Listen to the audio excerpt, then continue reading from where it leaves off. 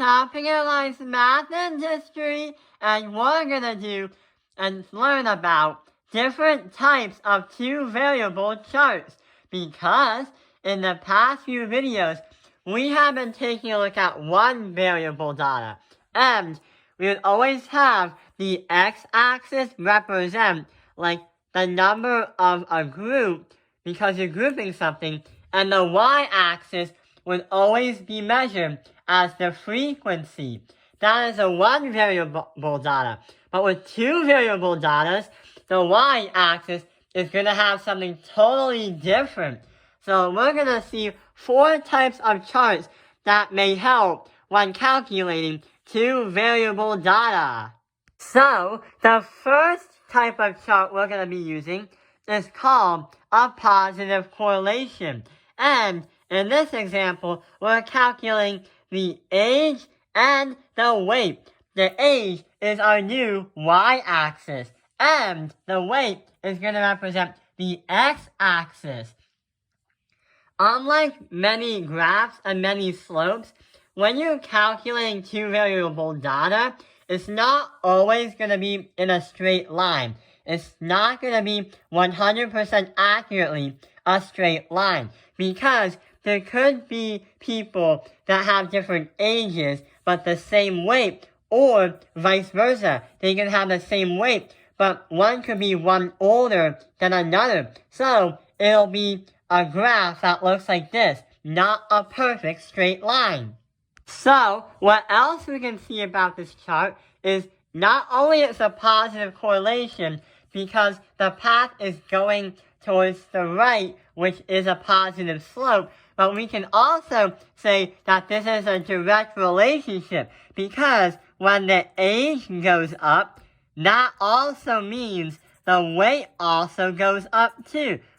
Both will go up. If one goes up, another will go up. But what's the opposite of a positive correlation? The next thing we're going to look at is called a negative correlation.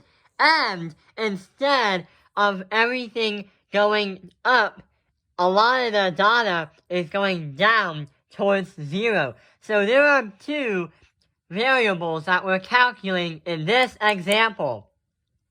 The weight of the car, which represents the x-axis, versus the miles per gallon used as the y-axis. So, what we could say directly from this chart, or this graph, is every time you have a car or a vehicle that is around 0 to a number close to 0, the miles per gallon is usually high. But when you have the weight of the car that is really, really heavy, the miles per gallon is actually really, really low, because these dots right around here could be tractor trailers or cars or vehicles that are very, very heavy.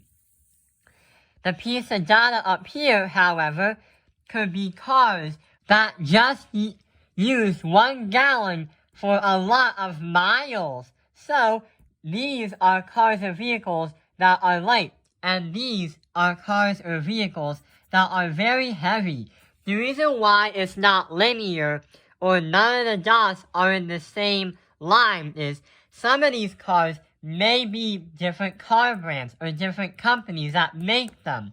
So we can say that this is an indirect relationship. A negative correlation will have an indirect relationship, because every time the weight of the car increases,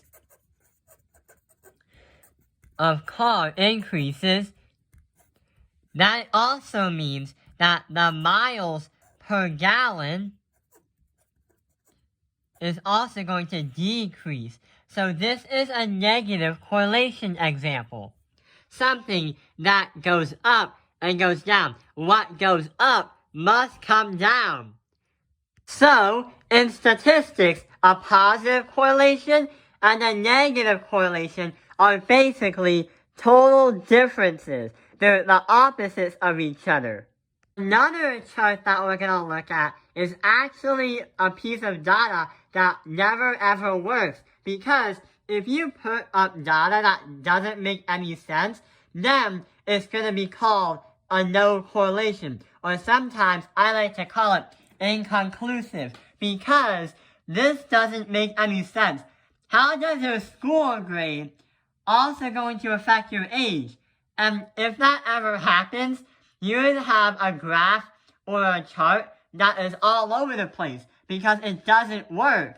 When I was eating at my school lunch in the cafeteria, the statistics class makes everyone in that class go out in the cafeteria and do surveys of no correlation data. Like, one time they asked me how many brothers I have in my family versus how old I am. That there's no correlation.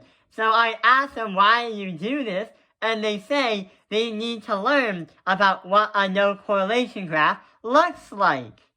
No correlation and data that is no correlation doesn't make any sense. But there's another graph that allows you to have two variables, and it also allows you to have different dots scattered, and it is a correlation that actually does work.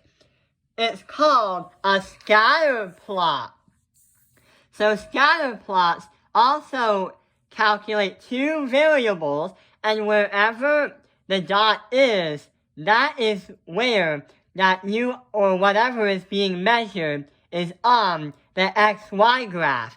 And the most popular or the most common scatter plots is a political spectrum. We are not going to get into politics, but the reason why we're using a political spectrum is because we want to show you how this works, and we also want to show you why it applies to math.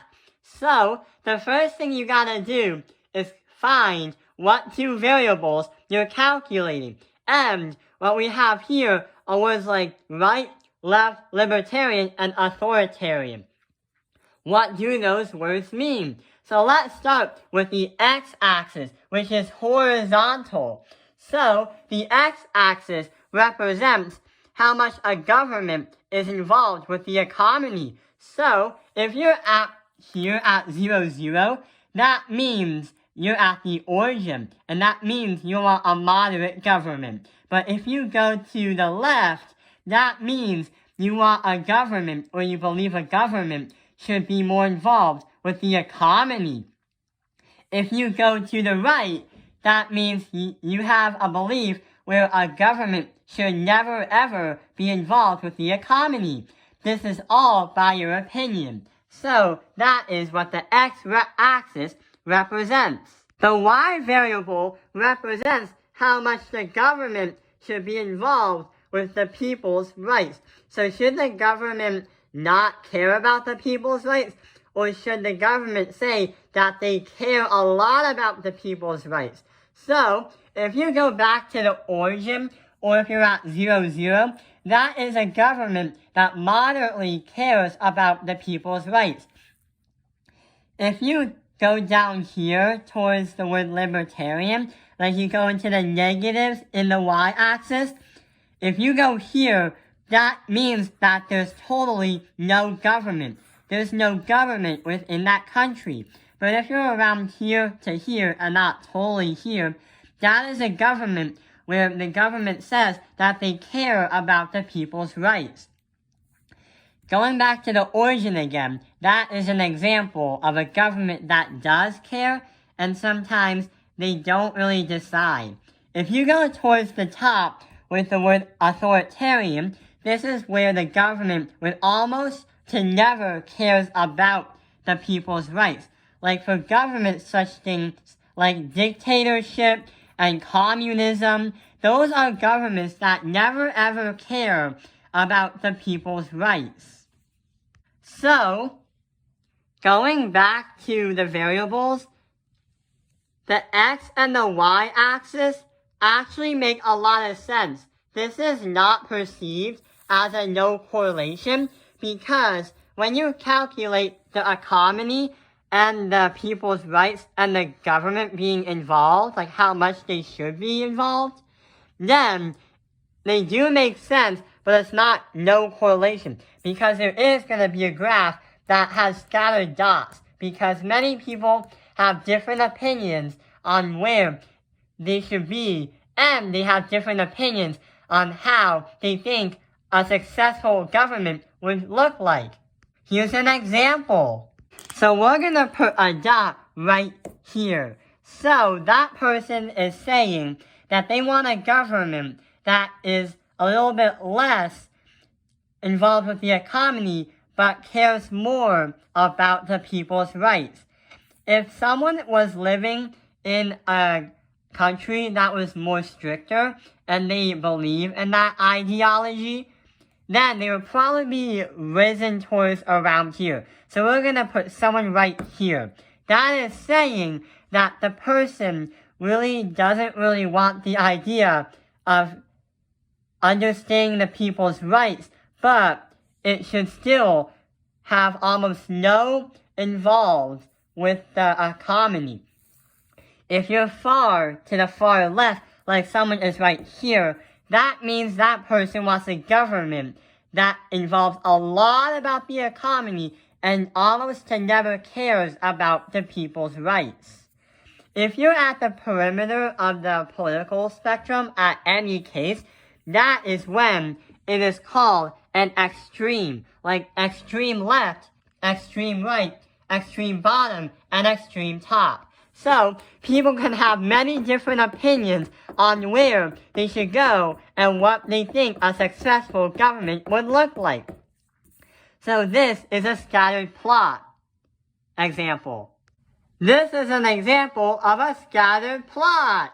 I hope this video has helped you. Thank you for watching Top Analyze the Math Industry. Like and subscribe.